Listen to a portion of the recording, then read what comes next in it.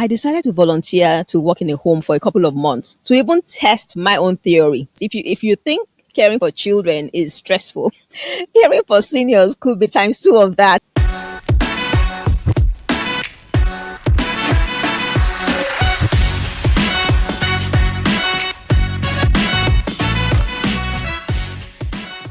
Good morning, good afternoon, and good evening, depending on where you are joining us from. This is another exciting episode of The Adventures. My name is Kunle Olufemi, your host. As you know, on Adventures, we seek to bring you the inspiring stories of courage and vision behind the organizations and the brand that you see around you every day. By bringing you their stories, we hope to inspire you. We hope to share some of their mistakes, some of their successes with you so that you are able to achieve a degree of success faster than they did in their own journey, thereby making society a better place. As you know, try to bring exciting guests, right, that will share freely from their heart. And today is not an exception, as I have in the studio with me a friend of many decades that will be, sharing our story with us today. And the story is really exciting because I can't really wait to hear how how she has managed the many transitions in her life, right? I'm speaking about about my friend, Mrs. Laolu-Adewale, or if you want to call her simply, we'll call her Gbeminiyi as we used to know her. Bini is a gerontologist, a seasoned entrepreneur, a multidisciplined business leader, and founder of Circle Geriatric Care Services, a foremost elderly care and wellness outfit in Nigeria. Her professional career, which spans over 2 decades, began in Deloitte, where she trained as an internal auditor and risk management consultant. She had a stint in investment banking and spent the longest stretch of her career in the fast moving consumer goods sector, where she served in various leadership positions in Procter Gamble and Diageo, that is Guinness Nigeria PLC. After a well spent career in corporate Nigeria, she transitioned into healthcare to fulfill a long term passion and contribute to closing the gaps in the Nigerian geriatric care ecosystem. Our well rounded experience in the corporate world, coupled with a unique blend of business acumen, passion, and assertive personality, and I've been a witness of that. Assertive personality makes her an exceptional leader in a chosen field. Bimini is a wife, mother, is a devoted wife, mother, a naturalist, and an adventurer who enjoys traveling, exploring new cultures, and reading and writing. So it's our pleasure today to have an adventurer on adventures. How Please, nice. so welcome with me, Gbeminiyi, on adventures. You're very welcome, Gbeminiyi. So great to have you here. Like I said to you when we were preparing for this, it's really a pleasure to have you on the podcast. It's been a while, right? So we've not spoken in a long time until recently. So really great to have you on the show. Now, I like to start the conversation by giving you a chance to just tell our viewers, right, a few about what you do, just a little about what you do. As I used to say jokingly, right, your customer may be on my timeline. So take this as your unpaid advert, right? So tell us a little bit about what you do. Possibly, if it is safe to share, right, a little bit of the scale of your operations and all of that, and then we'll basically just take it from there if that's all right with you. Over to you, ma'am. Okay. So, good morning, good afternoon, good evening to listeners, viewers all around the world, and of course to our potential customers. My name is Gbeminiyi Laolu-Adewale, as Kuli rightly introduced me. I'm a gerontologist and the founder of Full Circle Geriatric Care Services here in Nigeria. So, my journey into becoming a gerontologist, I was young, even before I was conscious that there was any such thing called gerontology. So, as a child, I'm a first child, the first of three daughters, and naturally poses a lot of responsibility on me as a first daughter, first child. So I remember my grandmom, who passed at the age of 90. Once upon a time, she was not feeling well. And my dad thought the best thing to do at the time was to bring her over to the house. And I had to nurse her. I was a teenager then, I remember. Although I did it somewhat grudgingly, but I did it and I did it well.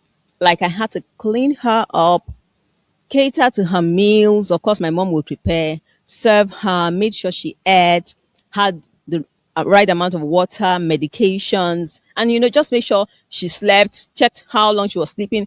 I did those things like I wasn't even conscious what I was doing. Fast forward to university. I went to University of Obafemi Awolowo University, and I recall that I would leave Ife to go to Ijebu to cater to my grandpa, my maternal grandpa now. He had a stroke, and I loved my grandpa. So I would just leave school and go to Oru and just be with my grandpa, massage his leg, you know. And I know they will tell my mom that, oh my, she's come to Oru all the way from Ife, unannounced. I will not tell anyone. But I just felt that nudge to do it. I wasn't conscious of what I was doing. But looking back at my life, I realized it was always there from childhood.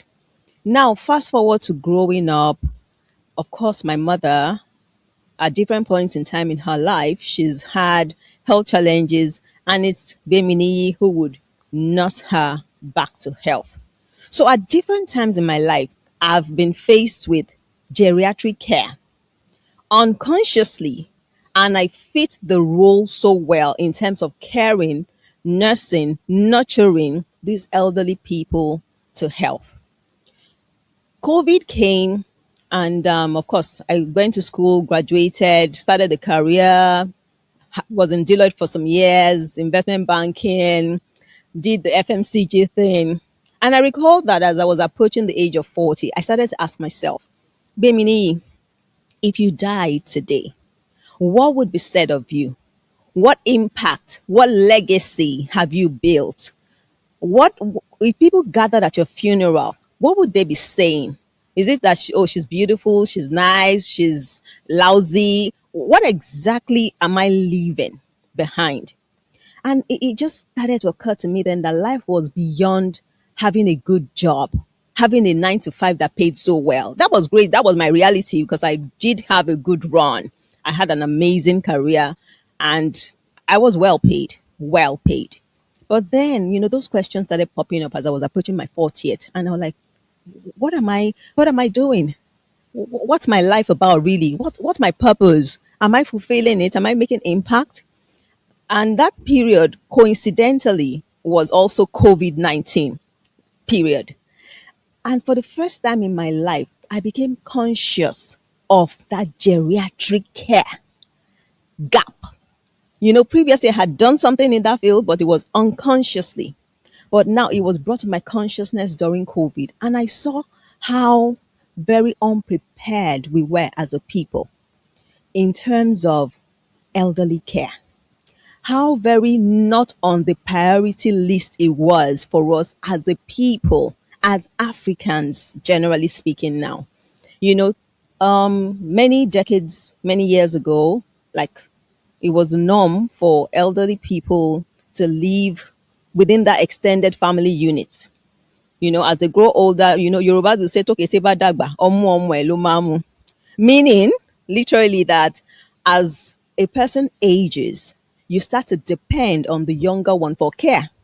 So the extended family unit provided that, is a concept called the filial piety, whereby younger ones will take care of older ones and we continue to recycle that process. It's typically African. But then, what's our reality today? That is thinning out so quickly. If you take 10 families in Nigeria today, you would find that the kids who are in their teens, twins, are either out of the country, in the passport office, already getting their visas stamped, but there's just something about emigration on the table. And what does that do, or what does that mean for the parent, for the elderly one, or the about to become elderly ones? It just automatically means there's no care plan for them. Go back to government policy. In 2019, President Buhari signed into law the National Senior Citizens Bill. Thankfully, at least we've made a lot of progress on that, and a lot of policies have been put in place. But then, if we look at it, of the 9 million elderly persons we have in Nigeria, how well has that policy favored them? Social protection. Can senior citizens easily afford good accommodation, food, medication, health care if they are not rich, or if they do not have capable, financially capable children? The question is almost a capital NO, because we see it all over the society. Elderly people are, they're so not catered for. And, for many of them, it's passive income they depend on. They're not working any longer. So it's either there's a child financing, or for some of them, they're into petty trade. But don't also forget that at that age, they're slowing down. So their abilities are becoming limited. Summary of it all. During COVID, it became very obvious to me that we had a big problem that needed to be solved. We would naturally lean towards government to say, government, come help solve this. But the truth is, government may not be able to solve everything. Some of us are going to have to wake up to nudge government to say, hey, this is a problem here. These are possible solutions. Dear government, how do we work with you? How do we collaborate to ensure that we take care of this problem that is existing in our society? Everybody says Africa is a young continent. However young it may be, we've got 9 million plus senior citizens in Nigeria. By the time you start to multiply that across Africa, would we really say we're a young continent? Everyone is growing old. So the problem exists. Asia, Europe, America, the problem is much bigger there because their own aging population is more, in terms of numbers, it's in the double digits. We are gradually, maybe we're still 3%, 4% here in Nigeria and by extension Africa. But we're getting there. And the problem is staring us all in the faces. Sometimes you're walking on the street, you're seeing a 70-something-year-old man selling cheese ball in traffic. Like, what business has a 70-something-year-old man got to do with selling cheese ball in traffic? You can clearly tell this man needs to survive. You find even, and the problem cuts across whether you're wealthy or poor. For the wealthy, you would find elderly people lonely, feeling very isolated in their homes with their wealth. What a paradox. They have all of the money, everything, but there's this loud loneliness and isolation. Because for the wealthy, most of the kids are definitely abroad because they can afford it. And for wealthy people, sometimes the kids don't want to come back here. Things are not working here. They would rather be in a place where things work. There's electricity, there's the trains and all of those. So you find these parents who have worked so hard to send their kids to school, give them the best of education. They are now in their 70s. They are lonely. It's even worse off for those who lose their spouses along the way, maybe in their 60s. I think it's worse off for men, when the women die, because women are nurturers. So, for those in their 70s that are, widowers, it can be really, really painful for them. I'm a member of Ikoyi Club, and sometimes I go to Ikoyi Club and I just look around and I'm looking at the geriatric population.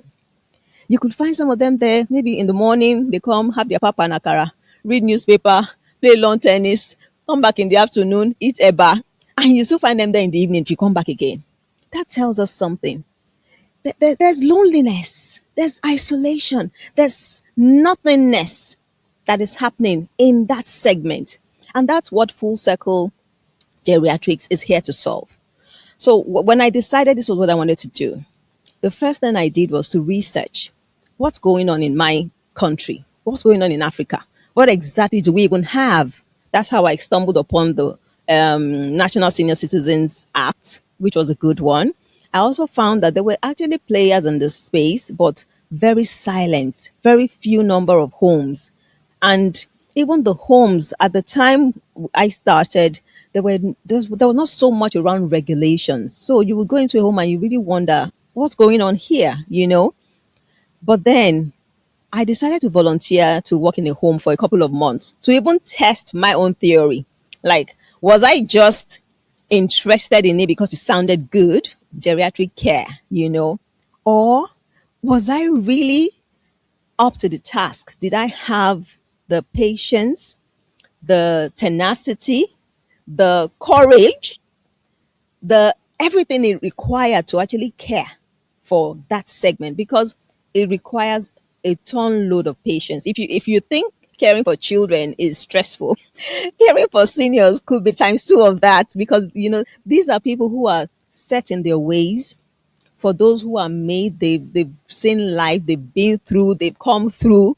So, these are not people you can easily say, oh, you want to change something. No, no, no, it doesn't really work like that. You just got to adapt yourself to what their way of life is if you really want to get through to them.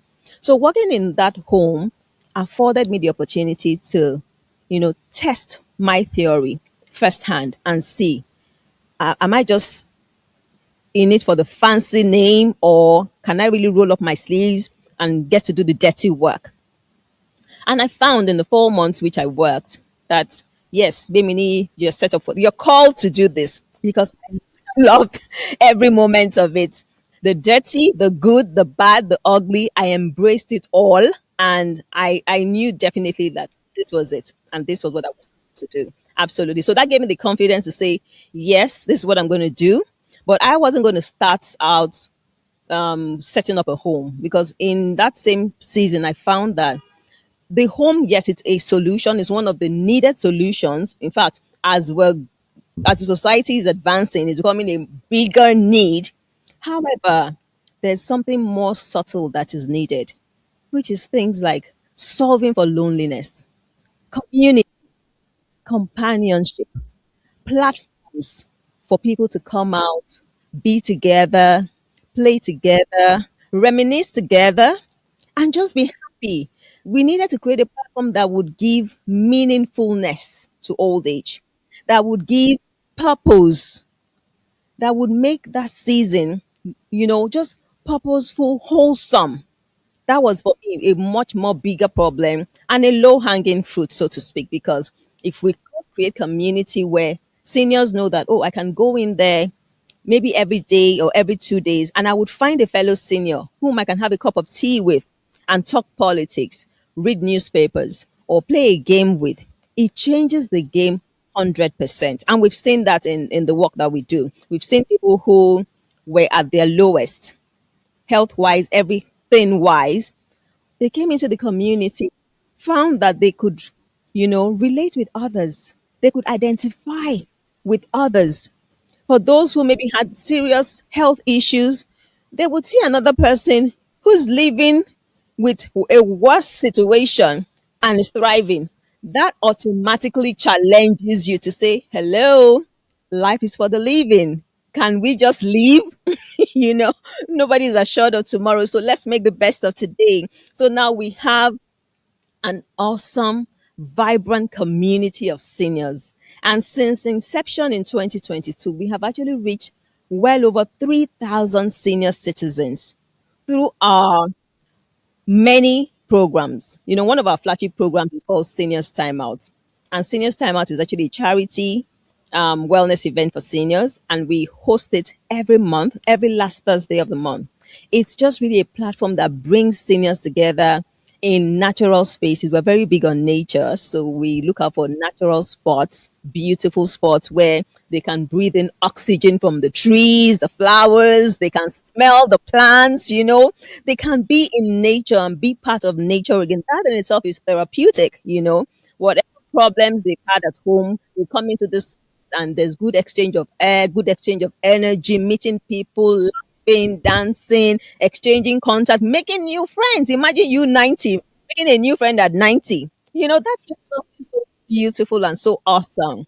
And with that, the community has been growing vibrantly, and I'm very, very proud of what we've started, where we're at, and where we're headed. So let me stop there for now. Thanks so much for that. And to be honest, there is so much to unpack in that, and we're going to I'm just going to take it slow, right? I'm not going to rush it. We will unpack it. By the way, who can believe that this woman here is more than 40, is older than 40, right? Well, I mean, again, whatever you're doing, keep doing it. It's working. Yeah. All right. I mean, thanks a lot for all that you've shared, right? Now, you've touched on one of the initiatives that you lead with the senior, right? And I'm sure that there are a few others, right? Now, before I go back into that, all of what you have shared, I think you should just take a minute or two, right, to kind of give us like the full expose of all your offerings, Okay. right? And just for people to have like a full picture of what is available, right? Number one, then number two, if they want to sign up for this, right, or want to sign up for this for their people and all of that, for their seniors, for their parents and all of that, where can they go, right? And then we'll just take it up from there if that's okay with you. All right. Thank you so much, Kunle, for that. Okay, so yeah, at Full Circle, we have quite a number of offerings on our list. So first of all, I've talked about Seniors Time Out, which is the charity pillar of our organization, and that's one way we give back to society. We recognize that everyone is at different spaces and at different junctions in their journey, even in the aging journey. And not everyone is as rich as the other, not everyone is as poor as the other. But we just want to find a middle ground where everyone can come together, regardless of who you are, regardless of how much you've got in your pocket, regardless of if you've had a meal or not. Come into the community and feel welcome. So that's Seniors Time Out. We also do have other service offerings, like we run a day center service. Sorry, the And senior. Sorry to cut in, yeah, Gbeminiyi. So the senior timeout is not priced, right? no, no, no, Is it's free. is free? Is free? Charity. Okay, It's been okay. So free from 2022 from when we from started. inception, Yeah, got from it, got it. inception. And it's a monthly wellness event Connect. that is open to everyone. The only requirement is just to register, and registration is done on our website, www.fullcirclegeriatriccare.com. Mm-hmm. Now, we run a day center service which caters to individuals who want to have weekly outings. They want to have places to go on weekly basis. And it's not just about going places, it's about meaningfully connecting with others, doing things that are very meaningful, that are very targeted at your mental health, your cognitive health, your physical health, your psychological well-being. So we are very intentional about the the programs and the activities that we curate, and we make sure that it's well targeted, not just to make them laugh, but to ensure that they're aging gracefully, ensure that they are able to have a good quality of life or a better quality of life than what they've had previously to coming in contact with Full Circle. So at the day center, we would engage in activities like music, dance. We do a lot of book reading because sometimes people feel that when they're old, they don't. Oh, my eyes, my this, I can't read again. You'll be amazed how many books we've read at the day center. We just pick on books and we read. And sometimes it's even beautiful to see that some of the stories are stories that maybe they knew in their teenage years. So it kind of then flows to become something of like a reminiscence therapy where they're going back to 60 years ago, and they're now giving you their own version of the book that you just read. You can imagine the conversations that we elicit from all those kind of books. It's always mind blowing when we have our book reading activities, and for me personally, I learn a whole lot. I know the seniors learn, they engage, but I'm just always mesmerized at the kind of conversations that we get from the book reading. They also get to learn new skills. So we do things like playing of drums. They're learning how to play the piano. We have 90-year-olds who are learning to play the keyboard. You know, we get involved in garden physiotherapy. So we do group physio, so they're able to, train up their muscles, exercise things that are very relevant, Kegel exercises, exercise that are relevant for their age. So they get to get involved in those kind of things. They play ball, handball, volleyball.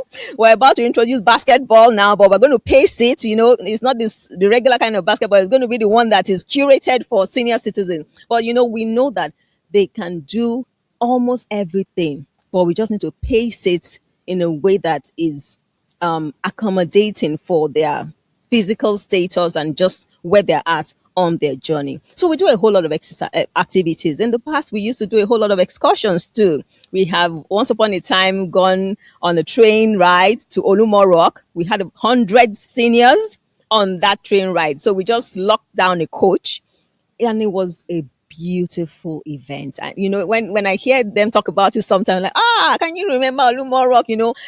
I remember one of the seniors, she was 89 at the time, and just driving through Abeokuta, she was telling us all the stories. I was a 5-year-old in Abeokuta, telling us how she was born. It was just so, so, so, so beautiful. We've had to go to the beach at different times as well, just seeing them get their feet into water. At one point, I realized that some of these simple things of life that we take for granted, or we may take for granted, some of them, it's priceless for them. I remember the first time we took them to the beach. We just asked a random question in the group. When was the last time you went to the beach? For some, it was 40 years ago. For some, it was never been. Can you imagine being 70 and you've never been to the beach? So for me, that was like, oh my God. So we did have that. And it was so priceless. So, it's always beautiful to see how you're helping people lock in memories, beautiful, wholesome memories. So we do all of that. One other thing we do at Full Circle, we just in February launched what we call Memory Cafe. I'm very, very passionate about dementia care. And I have come to find on my journey that there are other approaches we can, adopt to manage dementia or cognitive impairment. Of course, I dock my hat always for the medical doctors, the neurologists, the geriatricians who are doing amazing work at, managing dementia. Unfortunately, it's got no cure yet. There's still a lot of research going on to see what can be done about dementia, but no cure yet. But then, on this journey, I found that there are non-clinical approaches that are able to help manage dementia more wholesomely. And that's what we are working on at the Memory Cafe. So the Memory Cafe is a non-stigmatized gathering of senior citizens who are living with dementia and their caregivers.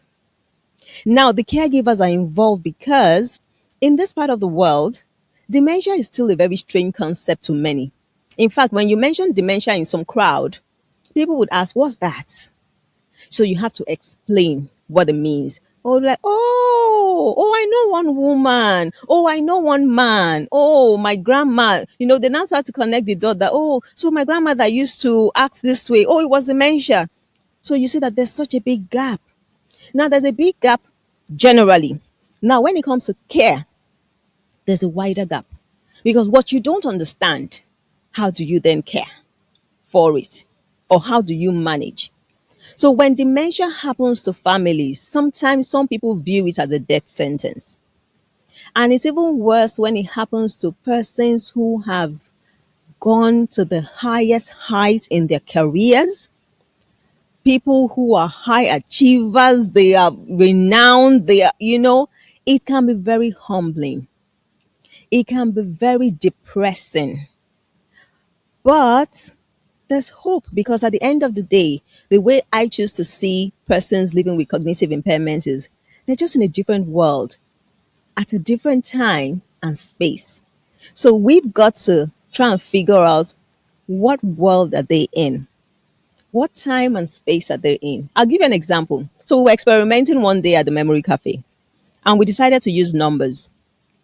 The sad thing about dementia, especially when it's advanced, it could the individual could become nonverbal. So they can't talk again because they can't remember how to talk. They can't remember how to form the sentences. But then we experimented with numbers and we would just show, we had plastic cards where we just show up a number, maybe it's number one, number two. And guess what? We found that even the non-verbal members of that cafe were able to verbalize. Do you know why? They could find that memory of when they were 5, 6, 10, 12, perhaps when they were learning 1 plus 1 is 2. So when they saw that number, maybe the 10-year-old self came back and were like, I recognize it. That's number one. I recognize this is number two. This alphabet is K. And for us, that was a big learning. We work with a neurologist at our memory cafe because it's something new in Africa here. I don't know of any at all in Nigeria, so it's something new we just started, and we're working with experts to actually we would run the cognitive test, use all of the methods, the activities that we've curated, see how we're progressing with them, and we're tracking. And at the end of the stipulated period, we're actually going to do our own report and put out information out there on what we have found using our non-clinical approach to dementia care. And we're actually very proud of the outcomes we're seeing already. So that makes us really, really proud. The Memory Cafe, it's ongoing. It's on Wednesdays, and registration can be done on our website as well. We also do dementia consultation because we know how depressing the it is for families when they hear, oh, my mom has been diagnosed with dementia. It's just very depressing. So we help families through the different phases of, first of all, acceptance, dealing with it, what you can do about it. So we do all of those consultations, and all of those service offerings are on our website. So people can just go up to our website and register for any of our services over there. Yeah. Hey, thanks a lot for taking the time to watch the podcast. We are super thankful for you taking that time and investing the time to learn.